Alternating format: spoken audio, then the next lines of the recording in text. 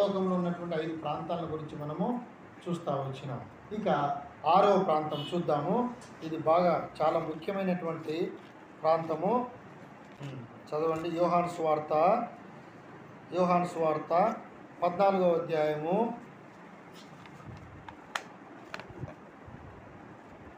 2వ వచనం నుంచి 2-3 వచనాలు.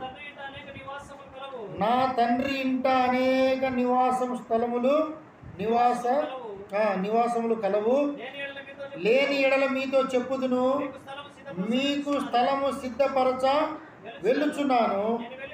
నేను వెళ్ళి మీకు స్థలము సిద్ధపరిచిన ఎడల నేనుండు స్థలములో మీరును ఉండులాగున మరలా వచ్చి నా యొద్ద నుండుటకు మిమ్మును తీసుకొని పోవుదును. ఇక్కడ ఏంటి? మానవుల నివాస స్థలము. అక్కడ దేవదూతల నివాస స్థలం ఉంది. దాని దిగువ భాగంలో మానవులైనటువంటి మన కొరకు దేవుడు సిద్ధపరచడానికి, ప్రభువైన యేసుక్రీస్తు సిద్ధపరచడానికి ఆయన పరలోకానికి వెళ్ళి ఉంటున్నాడు. అందుకే ఏం చెప్తాడు?